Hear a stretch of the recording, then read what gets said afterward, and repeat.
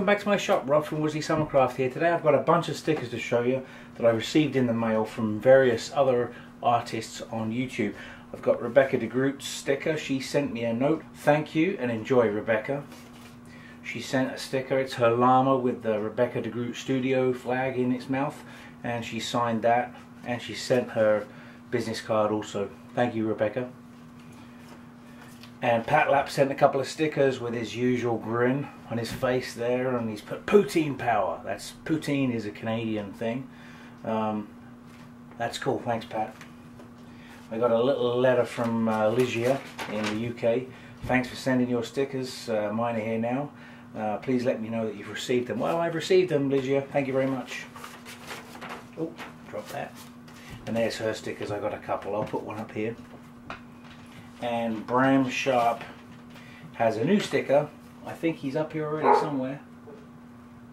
Pretty sure Bram's up there somewhere. Where is he? Yes, I have Bram's sticker right here. But I have a new one now. So hello, Rob. Just to say thank you for the videos and your support. Really appreciate it, mate. So thank you, Bram. I'll put that up on the wall with the other sticker somewhere. And I got a note from Paul Hitchcock in Wales. I got his business card and his sticker and a note. Finally got my stickers, so here you go. I hope you are okay and the family are doing well. They're doing fine. Thanks, Paul. So there's the stickers. Now, okay, so I'll give you a little tour. I'll stick these on and I'll just show you around my stickers to show you whose stickers I've got. And if yours isn't there, drop me a line and message me and we'll do a sticker swap.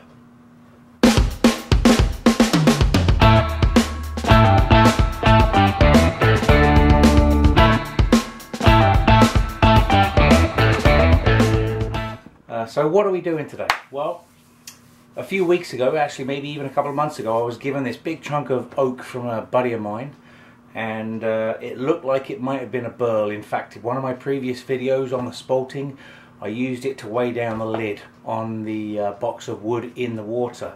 I'll leave a link to that right here for the spalting. This is that lump of wood in a box. Now, it's very heavy. In fact, it is hollow as well. So it's already a bowl, so I'm finished. There it is. I hope you like it. I'm just kidding. Now, there was some wet wood in here and I had to poke around in there and get it out. I actually found a carpenter ant in there, so I had to evict him. And I've tried to make sure there's nothing left in there. Inside it looks very burly and like the tree was repairing itself. I think that this was actually a branch that was cut off, and over time it was repairing itself, but that repair, that natural repair, could create some very interesting figure in the wood. I'm really hoping, fingers crossed, that this could be a beautiful piece of wood. So I have to cut it on the bandsaw first just to get the shape I want, and I'm actually going to have to make a template for the base to screw that to a faceplate, because I cannot mount this to the lathe the way it is with this big cavity, because I want to mount the wood on the lathe this way first to turn the underside of the bowl, which I can't do with that hole there. So I'm going to get this cut down a little bit on the bandsaw, get a plate mounted on there, and then we'll get it mounted on the lathe and let's see what we've got.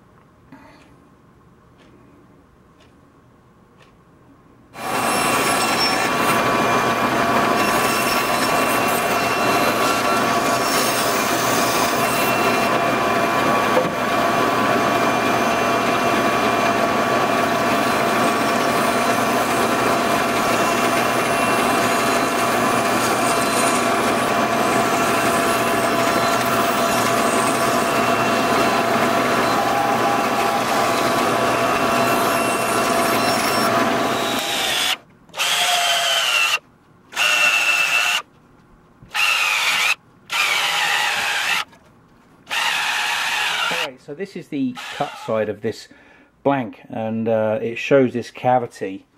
I can actually get my hand right in there. Now what I've just done is poured some alcohol in there. When I started cleaning this up outside, I did actually find one carpenter ant and maybe some eggs. So I managed to get all of that out, I believe. So now I'm just putting some alcohol in there just to hopefully kill anything that might be in there. I don't think there is anything, but let's just take a quick peek inside there with the camera.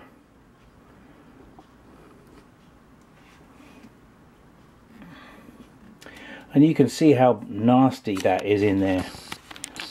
It's like a cave in there. So I'm really hoping that I don't break through that wall when I'm turning the outside of this bowl. But I'm just so excited to turn this. I've just cut a piece of the side off, and this is the grain that I'm getting. Beautiful burl, which is hard to come by in the region where I live. So when I find a piece like this that was given to me, absolutely thrilled. So Nate Jenner, if you're watching this video, thanks mate, I really do appreciate it. In fact, that's you probably messaging me right now. Okay, so let's get this backing plate screwed on. I'm going to pre-drill all the holes in the oak as well as the backing plate, and then I'm going to put my face plate on this, and then I'm going to turn this with the tailstock up, which is going to be added safety. Alright, so I did cut this approximately 10 inches around, just to kind of get a close idea of what I can get out of it. There is a bit of an indentation in the blank here, so that will determine the shape of the bowl. I'm going to try and retain as much of the wood as I possibly can without busting through the side into the cavity inside.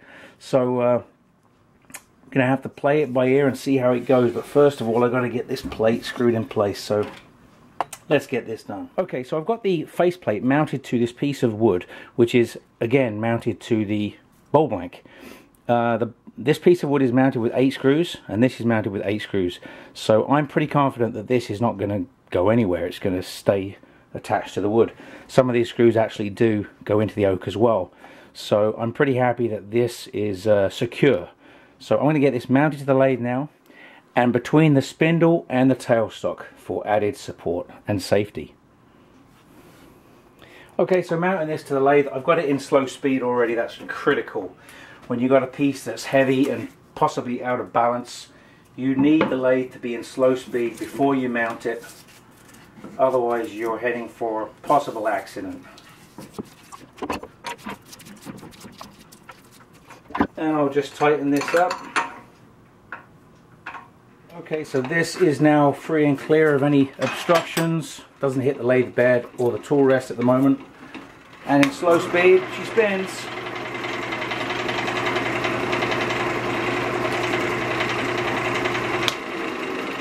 She wobbles, but she spins.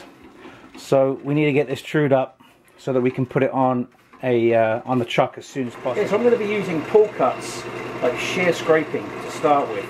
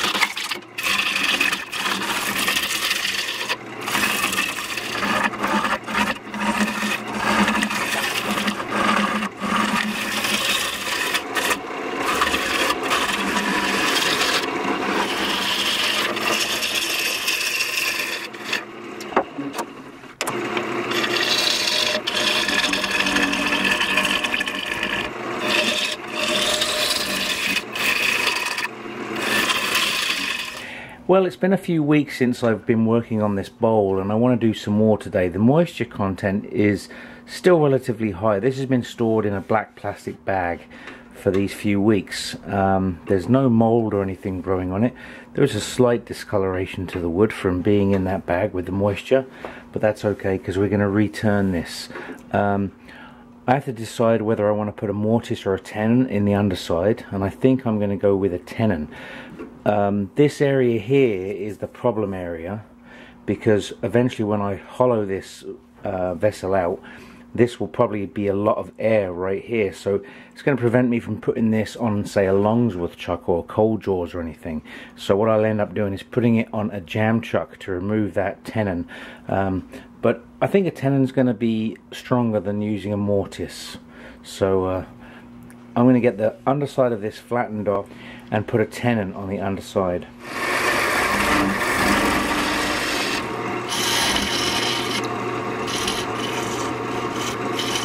Alright, so I've got my tenon now on the underside of the bowl. It's just a little bit bigger than the 3-inch jaws in my chuck, so I'm going to get this turned around in the on the lathe now.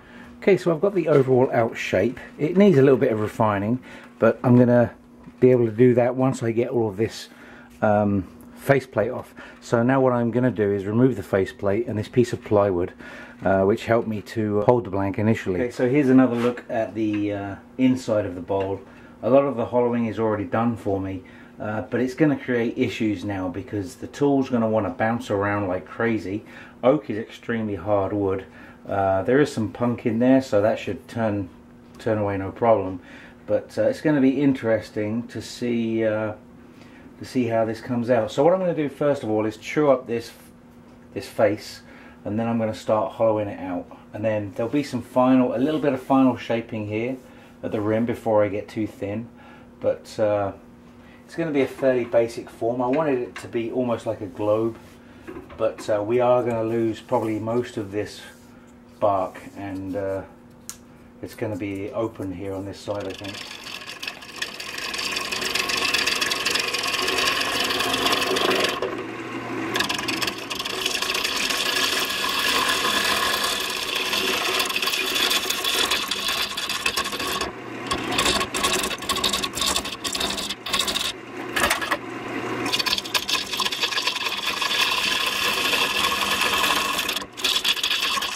Something to watch out for when you're using screws in your turning blanks is that you don't break one off and leave it in there, which I did right here. I'm hitting a screw right there, so I'm going to have to try and dig that out of there so that I can continue working on it. What I could do is take the wood away from the inside of it, and then that will reveal the side of the screw, and then I'll be able to get it out. Okay, so you can try traditional tools with this and that's fine. There's a lot you can do with traditional and carbide tools, but when it comes to pieces like this, I find that carbide tools are a lot easier because you don't really get a catch with carbide, and they don't need sharpening as much. They tend to hold their edge a lot longer. My bowl gouge, I was using my bowl gouge, hit that screw, that dulled it. I sharpened it. I'm trying to take some wood from the inside, which is the heartwood, which is the hardest of the wood that's here, and it's a lot of gaps in there too. So I'm going with a little bit of carbide just to remove some of this inner wood and get that screw removed. Once I've got it chewed up a little bit, I will be going back to traditional tools.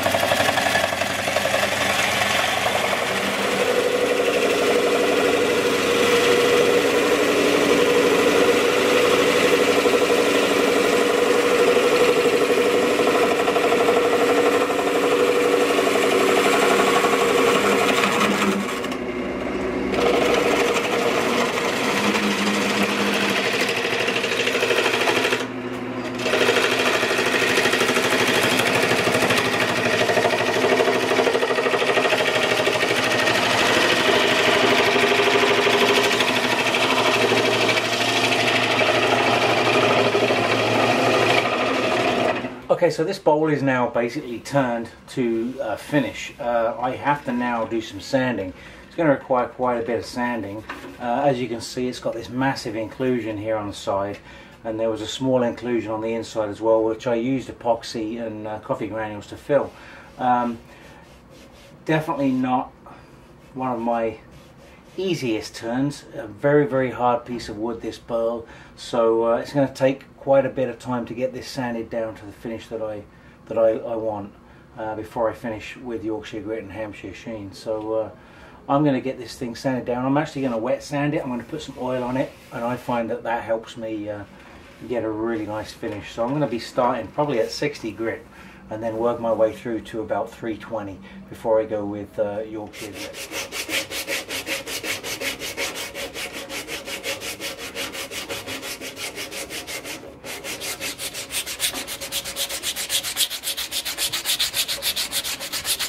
So I've now got this bowl sanded to 320 grit, and by goodness, that was tough going. That took quite a long time to get it to where I wanted it, and it's still not perfect, but I'm satisfied. I think that it's okay.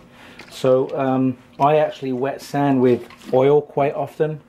It really shows up defects and allows you to take care of them nicely. So I'm just cleaning this with alcohol. Should really have a glove on, but I haven't. Just going to clean this and get all the oil off and get all the sawdust out of the grain of the wood. This will lift the fibers a little bit, but that's okay. We can take care of that. Okay, now that this has been cleaned with alcohol, I'm going to apply several coats of Danish oil over the next 24 hours, 48 hours, and then before I finish it with Yorkshire grit and Hampshire sheen. So I want to get a nice luster of Danish oil under my finish. So I'm going to apply a few coats of this and allow them to cure between coats.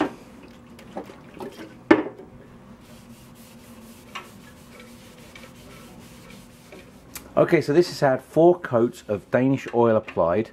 I've denibbed it back with 320 just lightly, and I've cleaned the grains out, make sure that the sawdust is back out of the wood. Now what I'm going to do is I'm going to use a Minwax sanding sealer, which is in fact water-based. That will again raise the grain just a little bit. So I'm going to just apply that by hand all over, and I'm going to put 2 coats on, maybe even 3, and just try to get that nice and even and thin. I don't want streaks in it.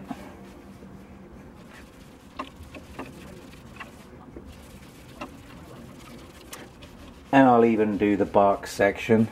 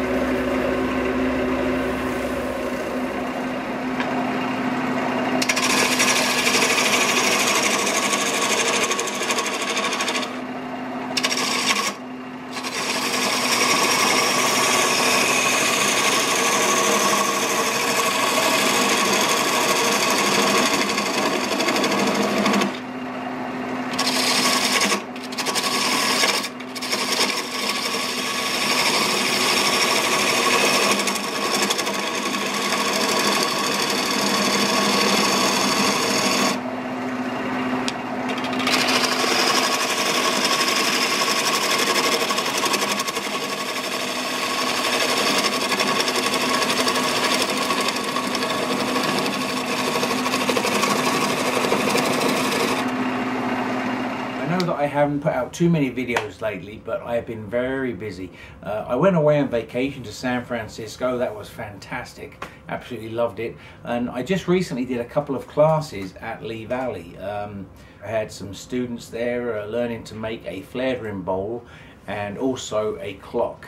And I think they enjoyed it, and they all got to take something home from the class. And I recently purchased a few extra tools for my workshop. One being the Robert Sorby texturing tool, which is right here. It comes with 4 heads for different types of texturing, which I'm really looking forward to trying on some upcoming projects. Be sure to go check out Jeff Hornung in Missouri. He has a YouTube channel, and he has used this quite effectively with coloring as well. So I'll be going to check out some of his stuff again and getting inspiration there for sure. So that's one tool that I recently purchased. Absolutely thrilled to pieces with it. I also recently purchased the 3 Easy Wood tools for hollowing, which is basically 35mm carbide tips on the end of these tools, which is fantastic for hollowing. I'm really looking forward to using these. I want to get more into hollowing and doing other projects as well.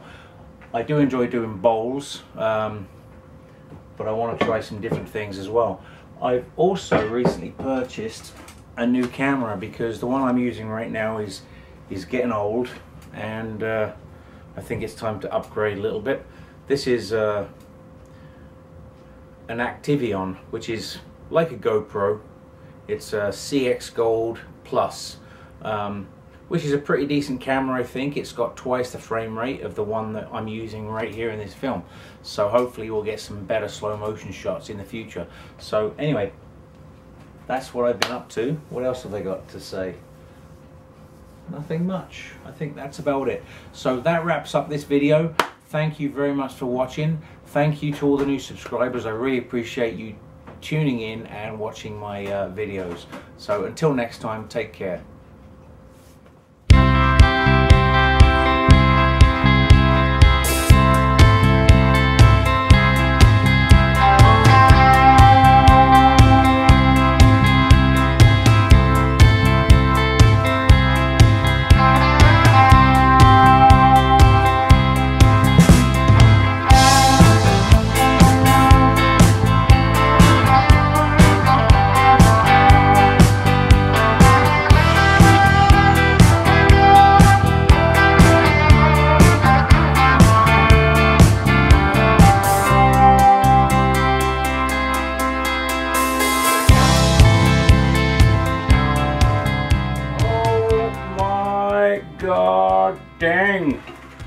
God dang!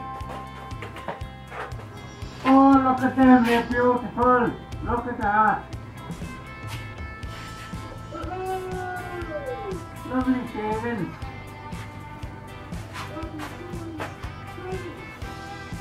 Oh yes!